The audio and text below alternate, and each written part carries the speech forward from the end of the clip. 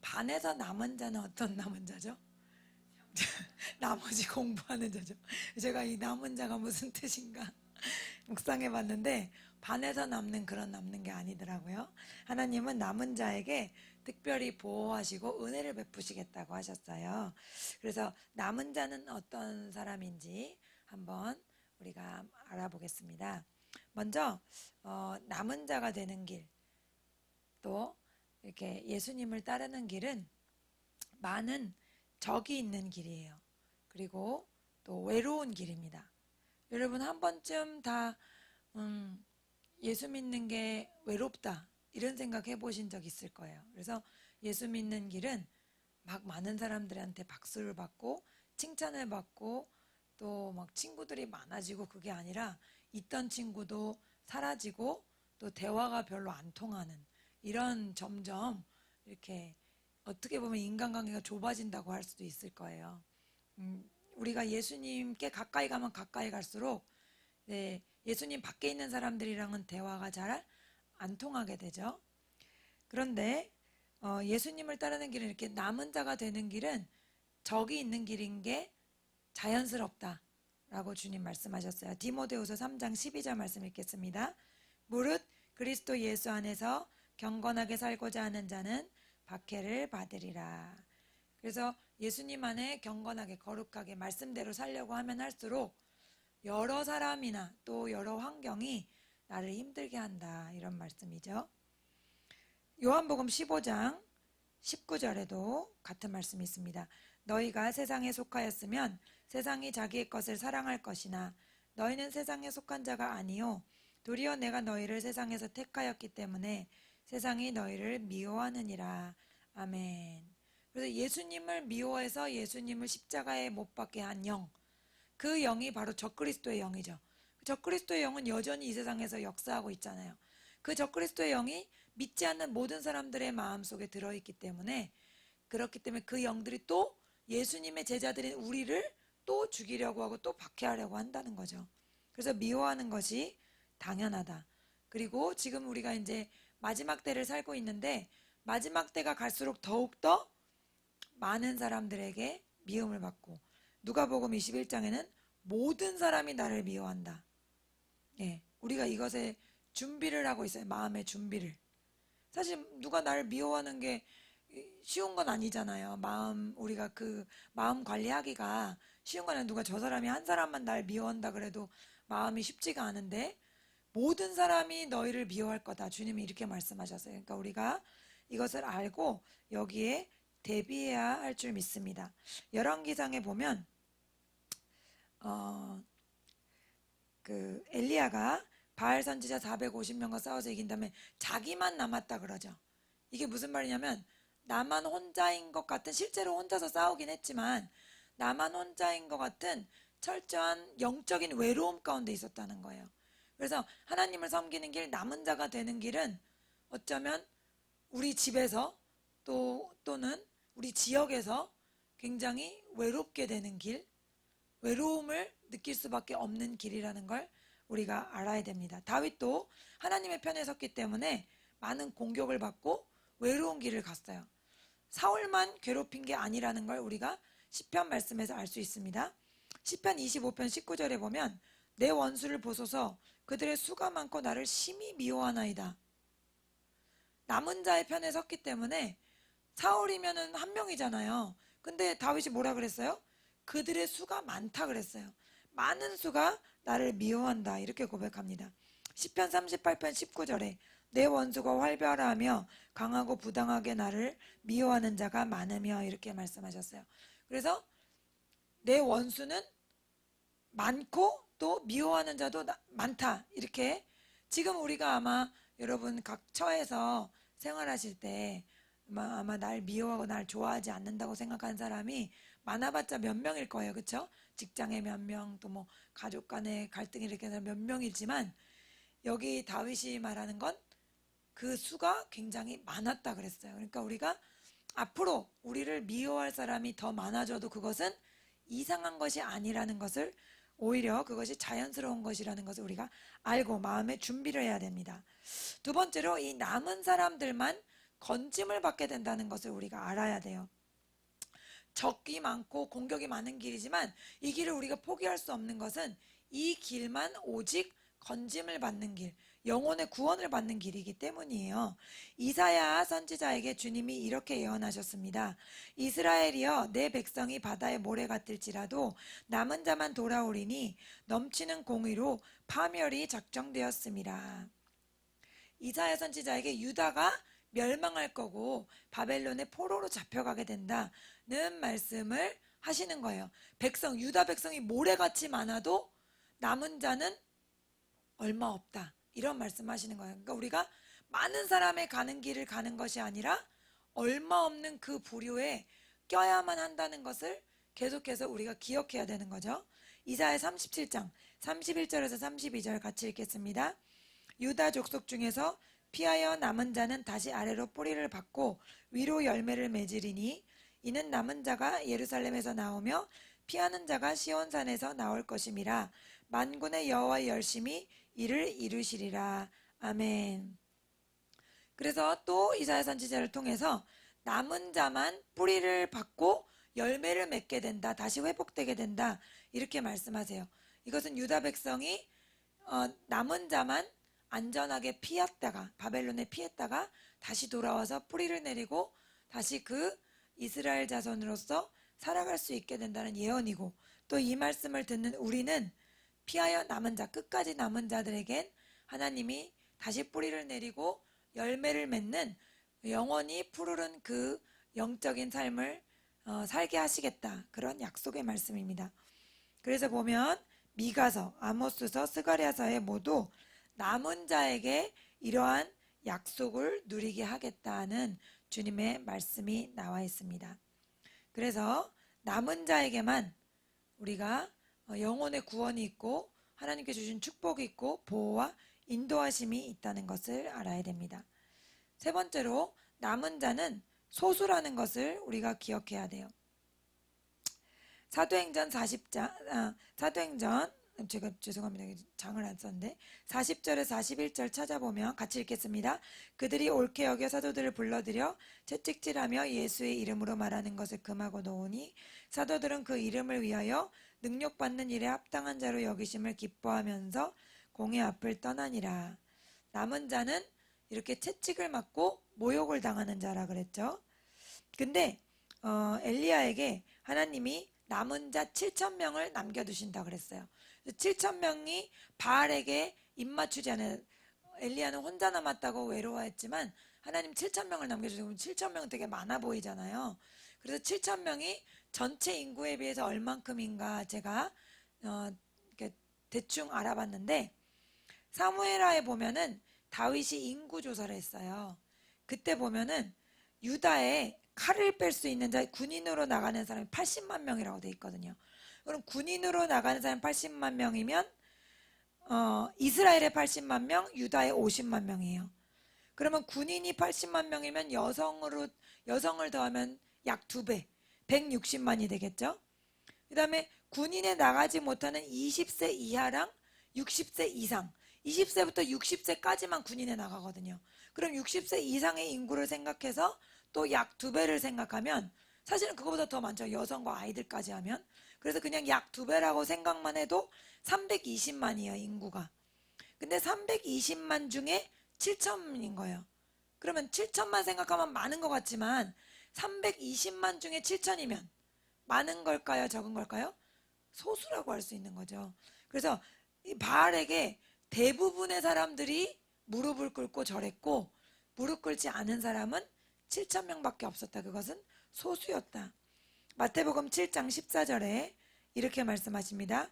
생명으로 인도하는 문은 좁고 길이 협착하여 찾는 자가 적음이라. 그래서 우리를 생명으로 인도하는 문, 예수님께 인도하는 그 길은 찾는 자가 적은 길이라는 거죠. 왜냐? 많은 사람들이 공격하고 핍박하고 죽이려고 하는 그런 위협이 가득한 길이기 때문에. 그런데 우리나라에 다른 나라에 없는 민족성이 있어요. 그 민족성은 뭐냐면 남의 눈을 많이 의식하는 거예요. 그래서 제가 이제 외국에 잠깐 살아봤지만 그분들은 남을 별로 신경 쓰지 않아요. 남과 상관없이 그냥 내 인생을 사는 거죠. 특히 이런 외모적인 것들, 뭐 단적으로 비교해서 그 미국의 스튜어디스들은 나이 많은 분들도 많거든요. 또 이렇게 얼굴 외모도 굉장히 평범한 분들도 많고, 뭐 몸매도 이렇게 살이 찐 분들도 많아요. 근데 유독 우리나라는 어떻죠? 굉장히 작은 옷에다가 그 몸을 맞춰야 되고, 나이도 다 어린 분들만 있고, 머리도 똑같이 막 해서 얼굴도 거의 똑같은 분들, 그런 미인이라고 생각된 분들만 딱 이렇게 편협하게 그렇게 모여 있잖아요. 근데 미국은 완전히 그런 걸 신경 안 쓰는 거죠. 캐나다도 제가 같은 걸 느꼈거든요. 다른 사람이 날 보고 어떻게 생각할까 그걸 별로 신경을 안 쓰더라고요, 정말. 그래서 그냥 내가 좋으면 좋은 거고, 또 내가 원하는 것을 정확하게 얘기하는. 그 뭐 햄버거 하나 시킬 때도 뭐는 넣어주시고 뭐는 빼주세요. 피자 하나 시킬 때도 뭐는 빼주시고 뭐뭐는 빼주시고 그 다음에 이거는 넣어주세요. 이게 굉장히 자세하게 얘기를 많이 해요. 굉장히 자기 의견, 자기 생각이 중요한 거죠. 남이 뭐라고 하든. 저도 처음에 가서 음식을 시킬 때 되게 힘들었어요. 뭐를 뺄 거냐고 물어보는데 그 하나하나 이름을 잘 모르겠고, 뭐를 넣을 거냐고 물어보는데 그냥 다 넣어주세요 이러고 싶은데 말이 잘 안 통하니까 그래 힘들었는데, 이런 문화, 남을 많이 의식하고 뭔가 남을 따라가 저 사람이 하니까, 우리말에 무슨 말이 있어요? 친구 따라 강남 간다는 말이 있잖아요. 그러니까 우리는 내가 원하지도 않았는데 강남에 갈 생각도 없었어. 근데 친구가 강남 가고 이 친구도 강남 가네. 그럼 나도 강남 가야 되나? 이렇게 강남을 가게 된다는 거예요. 저 사람이 제주도 가네. 저 사람도 제주도, 나도 제주도를 안 가봤잖아. 안 가보면 뭔가 패배자가 된 것 같은 그런 생각을 하게 되는데, 근데 이런 문화의 특징은 믿음 생활하기는 별로 좋지가 않다는 거죠. 그래서 믿음 생활은 소수의 사람들이 가는 길, 거기를 따라야 되거나, 많은 사람들이 쟤는 뭐야? 라고 할 만한 길을 가야 되기 때문에, 이런 우리의 민족적인 본성은 믿음을 지키기 쉽지 않다. 우리 민족에 굉장히 장점도 많아요. 제가 몰랐는데 그 영국의 얼스터 대학의 리처드 린 교수님이 IQ를 검사했대요. 전 세계 185개국의 IQ를 검사했는데 우리나라 몇 등인 줄 아세요? 우리나라가요 2등이래요. 2등. 홍콩이 1등이고 그 다음에 우리나라 2등이래요. 한 10몇 년 전에 검사한 건데 뭐 그 사이에 IQ가 10씩 오르진 않았겠죠. 그러니까 IQ 2등이고 뭘 시켜도 잘하잖아요. 그 외국 갔을 때도 보면은 24시간 하는 마트는 거의 다 한국 사람이에요. 그 편의점도 그렇고요. 또 뭐 그 세탁소도 그렇고요. 그러니까 무슨 가게든지 24시간 잠도 안 자고 일하는 사람들이 우리나라야. 근면 성실하고 그리고 열심이고 공부도 막 악바리 같이 하고, 그쵸? 그래서 똑똑하고 좋은 점이 많지만, 그러나 처음에 말씀드린 그런 면, 남을 너무나 의식하고 남들이 가는 대로 나도 가야 될 것 같은 그런 생각, 그런 생각들은 우리가 싸워내야 된다는 거죠. 왜냐하면 그것은 우리가 믿음 생활하기 좋지 않은 본성이다. 우리 한국 사람으로서. 그래서 우리가 알아야 됩니다. 그래서 예수님을 따르는 길은 소수의 사람들만 가는 길이라는 걸 우리가 기억해야 돼. 많은 사람들이 찾지 않는 길, 그 길을 가야 한다. 그럼 남은 사람들은 어떤 특징이 있는가? 첫 번째로는 남은 사람들은 다른 사람들을 위해서 기도하는 사람들이에요. 유다를 멸망시키시기 전에 주님이 어떤 명령을 하시냐면요. 그 백성들 중에 울면서 탄식하며 기도하는 자들의 이마에 표시를 하라 그래요. 같이 읽겠습니다. 에스겔 9장 1절 그리고 4절에서 6절 같이 읽겠습니다. 또 그가 큰 소리로 내 귀에 외쳐 이르시되 이 성읍을 관할하는 자들이 각기 죽이는 무기를 손에 들고 나오게 하라 하시더라. 여호와께서 이르시되 너는 예루살렘 성읍 중에 순행하여 그 가운데서 행하는 모든 가증한 일로 말미암아 탄식하며 우는 자의 이마에 표를 그리라 하시고 그들에 대하여 내 귀에 이르시되 너희는 그를 따라 성읍 중에 다니며 불쌍히 여기지 말고 국류를 베푸지 말고 쳐서 늙은 자와 젊은 자와 처녀와 어린아이와 여자를 다 죽이되 이마에 표 있는 자에게는 가까이 하지 말라. 내 성소에서 시작할지니라 하시매 그들이 성전 앞에 있는 늙은 자들로부터 시작하더라. 아멘. 네. 그래서 지금 유다 백성을 다 하나님 심판하시려고 그러는데 그 바로 전에 뭘 얘기하시냐면 그 상황에 모든 사람들이 바알에게 절해요. 또 에스겔을 그 성전으로 데려가시잖아요. 근데 성전 안에서 네가 이쪽을 봐라 하는데 성전 안에서 사람들이 성전 안에 들어있는 사람들이 태양을 보고 절을 해요. 성전 안에 있는 사람들이 우상에게 절을 해요. 그러니까 교회에 다니는 사람들이 우상 숭배를 한다는 거예요. 하나님 보시기에. 교회는 다니지만 하나님보다 아들을 더 사랑하고, 교회는 다니지만 하나님보다 돈을 더 사랑하고, 교회는 다니지만 하나님보다 명예를 더 사랑하는 이런 상황을 주님은 알고 계신다는 거죠. 보고 계신다는 거예요.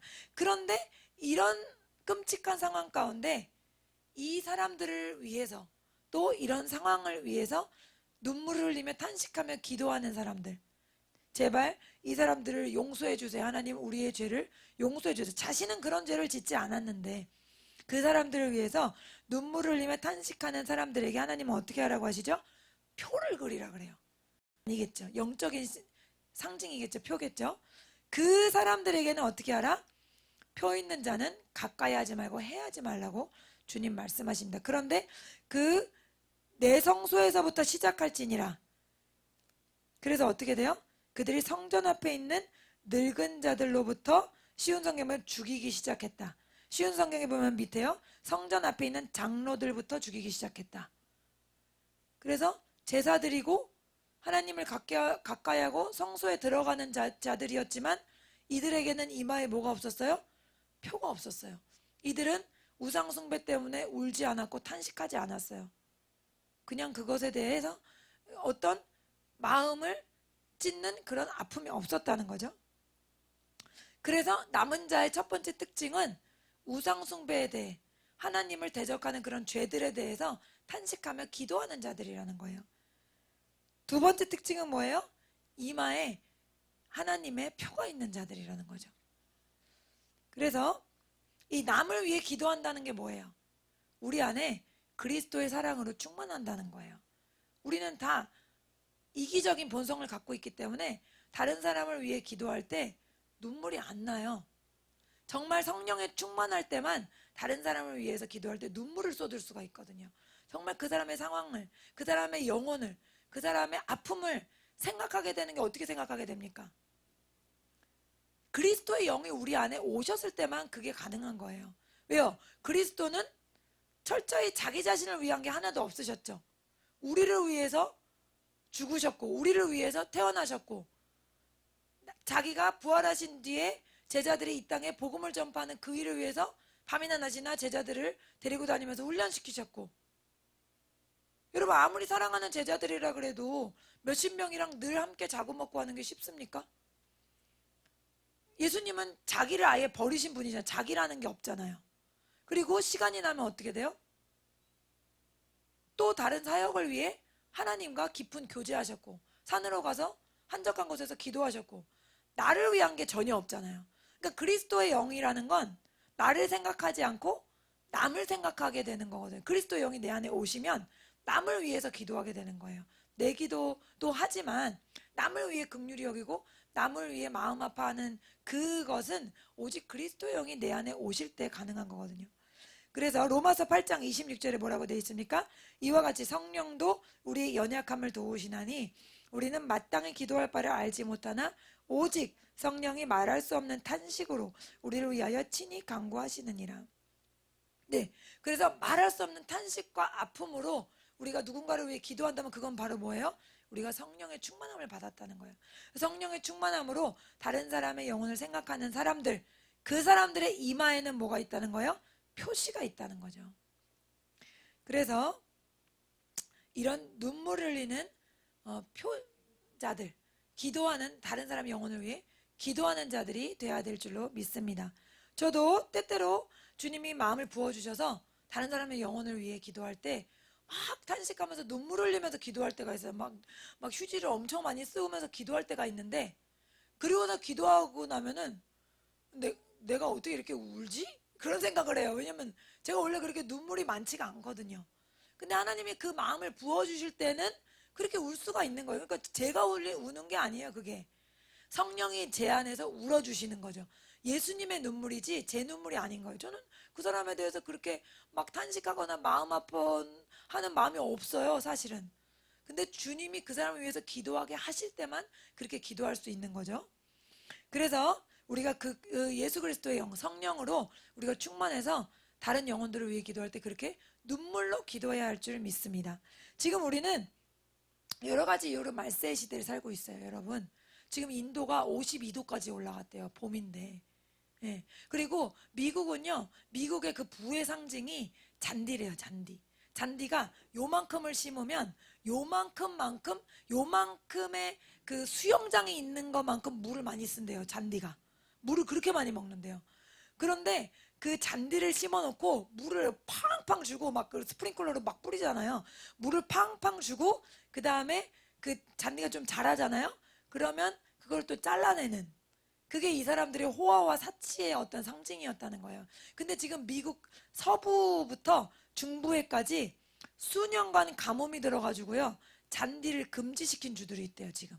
그리고 어느 정도냐면 잔디가 지금 누렇게 다 죽어가지고 그 위에다 인공으로 초록색을 다 뿌리고 그 잔디에다가 스프링클러로 물 주잖아요. 그러면은 고소를 당한대요. 그 정도로 지금 잔디에 줄 물이 없대요. 최강대국으로서 그게 그 사람들의 어떤 상징이었다는 거예요. 부유함의 상징.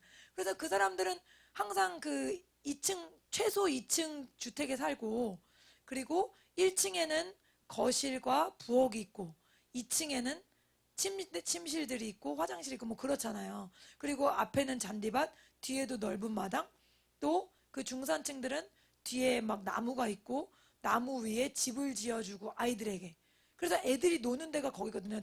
나무집이라고 트리하우스라 그래가지고 거기다가 집 짓고 놀거든요. 근데 거기다 조금만 더 살면 이제 수영장도 있고 크지 않아도. 저도 캐나다에서 그 교회에서 저를 많이 도와주시던 그 성도분 집에 놀러 갔는데 수영복을 갖고 오라는 거예요. 그래서 아니 무슨 수영복을 갖고 오라 그래 그랬는데 알고 보니 집 뒤에 크지는 않지만 요만한 수영장이 있더라고요. 그냥 평범한 맞벌이 부부인데 그래서 놀랬어요. 그러니까 그분들의 그 부의 상징이었는데 그거를 이제 못하게 됐다는 거죠. 그리고 또 어때요? 동정과 지폐를 없애려는 움직임들이 많죠. 그리고 은행에도 국민은행도 어떻죠? 가보셨죠? 이렇게 지문으로 스캐닝 해가지고 이거 찍잖아요. 이제 도장 안 하고. 또 자기를 사랑하고 용서함이 없는 마음의 상태. 그렇게 사람들을 잔인하게 안 죽였잖아요. 그런데 지금은 너무 잔인무도하게 죽이잖아요. 돈 하나 때문에. 그쵸?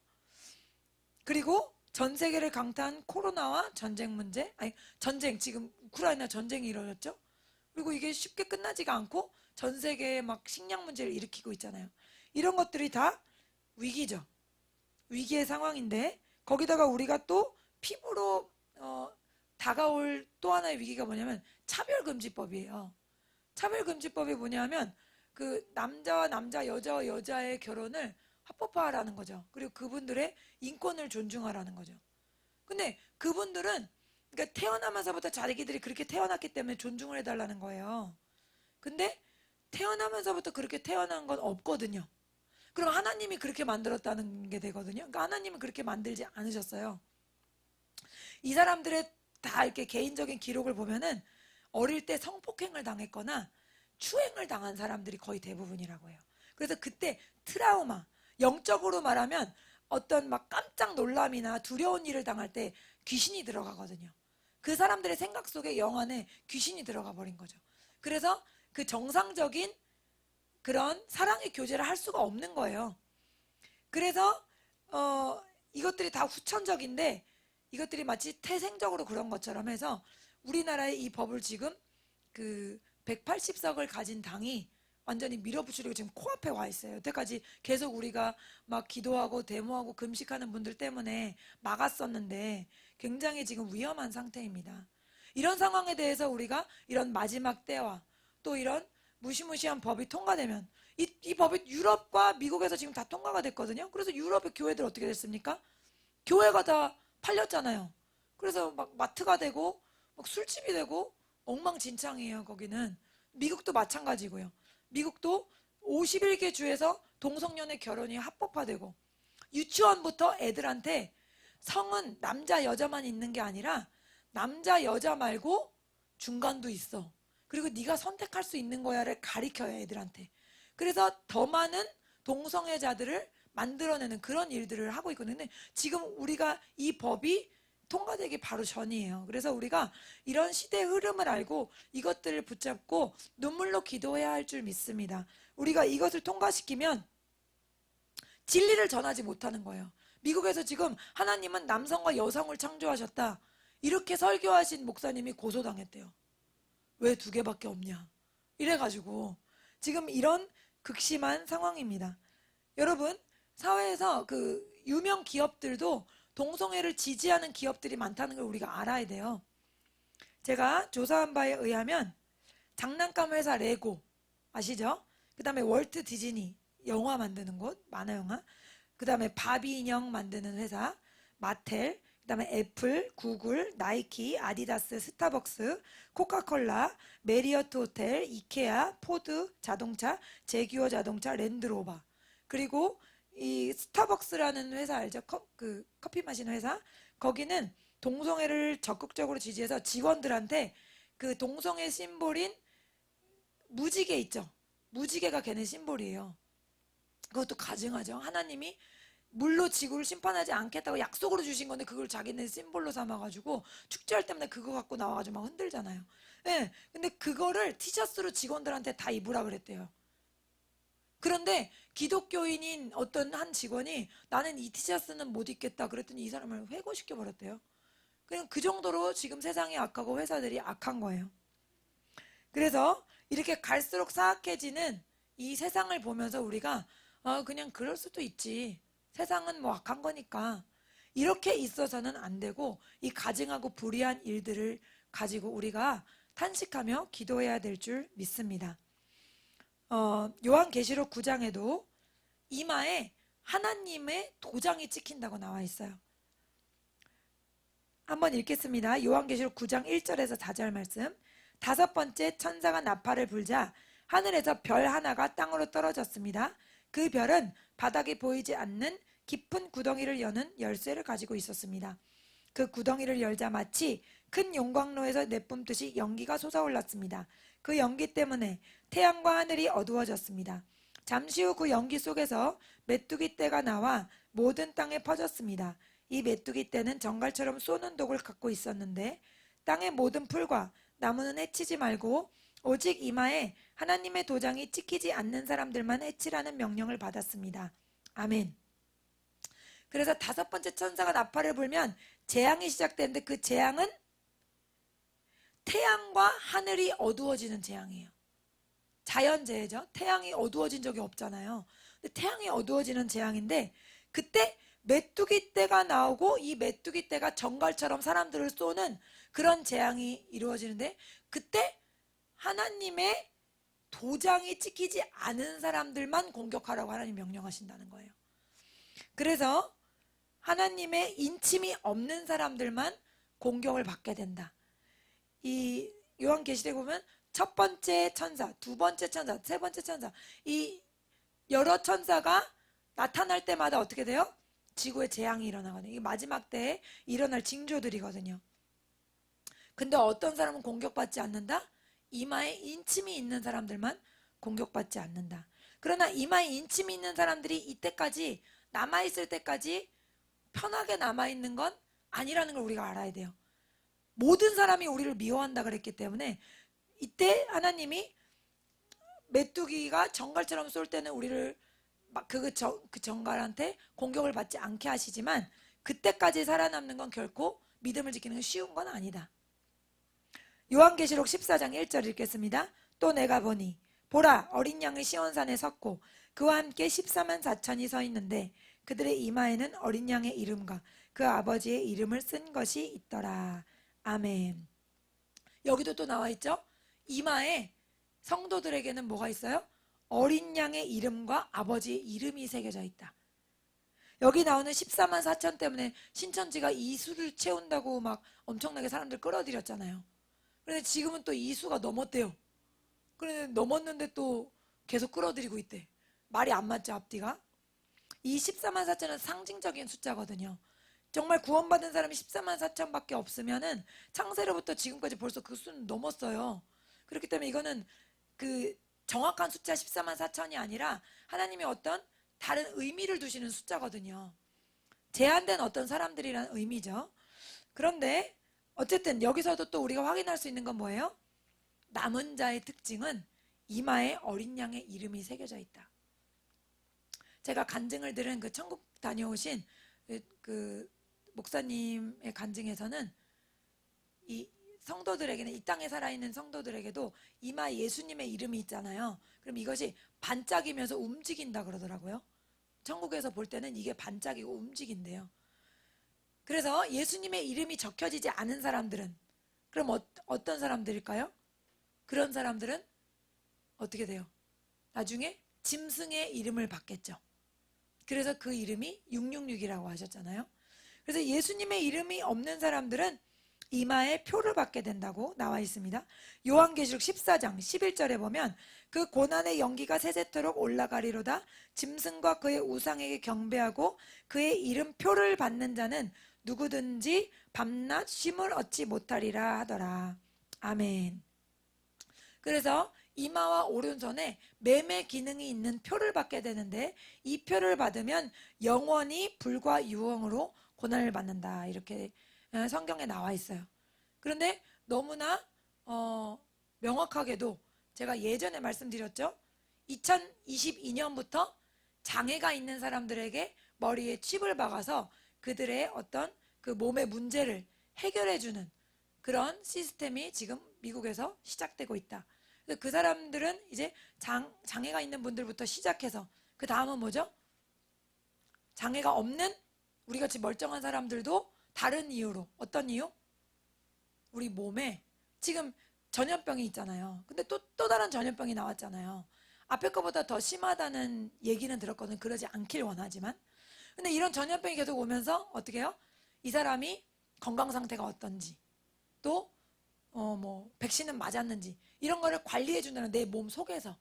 그리고 우리가 지금 동전 갖고 다니는 거 사람들 안 좋아하죠. 현금 갖고 다니는 거 안 좋아해서 다 뭐예요? 카드 쓰잖아요. 그래서 저희 아이가 현금 쓰는 사람 자기밖에 없다고 빨리 카드 만들어 달라고 막 그랬거든요. 그러니까 애들도 다 카드를 쓰거든요. 근데 카드보다 더 편리한 건 뭐예요? 내 손에 박는 거죠. 여기에 있으면 그냥 띡 찍으면 되니까 얼마나 편해요. 그러니까 편리함을 위해서, 또 앞으로 닥쳐지는 어떤 위기와 어려움 가운데 우리의 건강을 관리해 준다는 명목으로 이제는 여기와 여기에 뭔가를 심게 된다는 거죠. 그런데 그것이 실행되면 우리는 어떻게 해야 돼요? 다수가 그것을 받을 거라는 거예요. 다수가. 근데 우리는 그것을 받지 않는 소수에 들어야만 우리가 영생을 지킬 수 있다. 그런데 소수에 드는 건 쉬운 일이다, 쉽지 않은 일이다? 쉽지 않은 일이다. 그렇기 때문에 우리가 지금부터 그때가 언제가 될지 모르지만 아주 먼 것은 아니라고 생각해요. 왜요? 지금 2020년부터 그것을 실행한다는 것은 그 불편한 분들한테 그게 다 실행이 돼서 뭔가 좋은 결과를 얻으면 그 다음에는 10년이 됐든 20년이 됐든 그 뒤에는 일반 사람들이거든요. 그리고 지금 두 번째 그 전염병이 돌아오는 속도가 굉장히 빠른 거예요, 지금. 코로나가 좀 잠잠해졌다 싶었는데, 그 다음에 뭐 원숭이 두청이가 뭔가 또 나왔다 그러고, 뭐 하루 만에 뭐 몇 천 명이 넘었다 그러고 또 막 이러잖아요. 이게 지금 굉장히 빠른 속도로 진행되고 있는 거거든요. 그러니까 우리가 깨어서 기도해야 돼요. 하나님이 어떤 쪽으로 우리를 인도하시는지. 그래서 우리가 남은 자가 되어야 영생을 붙잡을 수 있는데, 남은 자의 특징은 뭡니까? 이 타락한 세대를 위해서 눈물을 흘리며 기도하는 자.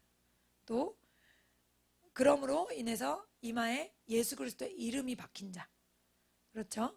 그리고 끝까지 믿음을 지키는 자. 그래서 우리가 이 남은 자에 꼭 소수지만 여기에 꼭 들어야 할 줄로 믿습니다. 그래서 오늘 말씀을 생각하며 우리가 이 사회의 타락과 또 이런 부정부패와 사람들의 악함과 또 차별금지법과 이 모든 위기와 어려움 가운데 우리가 정말 탄식으로 주님 앞에 나아가고 눈물로 이 사회를 위해, 이 시대를 위해 기도해야 할 줄 믿습니다. 오늘 들은 말씀을 가지고 함께 기도하겠습니다. 주여, 주여, 주여. 살아계신 주님, 주님께서는 우리에게 남은 자가 되라고 말씀하셨습니다. 하나님, 남은 자는 구원을 이루는 자며 주님 끝까지 믿음을 지키는 자라 주님 가르쳐 주십니다. 남은 자는 소수의 사람들이고 넓은 길로 가지 않는 사람들을 주님 말씀하셨습니다. 주님, 우리 민족은 다른 사람들의 눈치를 많이 보고 또 다른 사람들이 하면 나도 그냥 따라하게 되는 그런 약점을 가지고 있습니다. 그러나 주님, 믿음의 길은 많은 사람들이 가는 길을 가는 것이 아니라 소수의 사람들, 적은 사람들이 가는 길을 따라가는 것이라 주님 말씀하셨사오니 주님, 우리가 영적으로 더욱 깨어서 분별하게 하여 주시옵소서. 오 타라비알로로라 비알라로라 비알라로라 비알라로라 오 타라비알로로라 비알라로라 비알라로라 비알라로라 오 키아라로 타라비아로 토로로 비아라로로라 사라피아로로라 타라비아로라 타라비아로로로라 오 타라비아 타라비아 타라로로로로로로라 카바라 티아라 바타라 키아라로로로로로로라 주님 샤발라라라라라라라라라라라라라라라 주님, 남은 자는 세상의 악함에 대항하여 주님 그들을 위하여 탄식하며 기도하는 자들입니다. 샤발라라라라라라라라라라라라 주님 바바바바바바바바 스켈라라바바바바바 주님, 이 나라의 민족 주님께서 놀랍게 사랑을 베푸시고 선택하여 주셨는데 이제 유럽과 미국을 돌아 이제 우리나라가 마지막 타겟이 되어 하나님 차별금지법이 통과되려고 하고 있습니다. 이 가증한 법이 통과되지 않도록 성령님 역사하시고 세밀하게 주관하여 주시옵소서. 하나님 발라라발라라발라라발라라발라리아 카라라라라라라라 카라라발라라발라라발라라발라 킬라라발라라발라라발라라발라라라 살라라라라라라라라라라라라라라라 올라키아라라라라라라라라라라라 우리와 우리 자손들을 기억하여 주시옵소서. 기야 카라 키아라 카라라라라라 기야 카라라라라라라라라라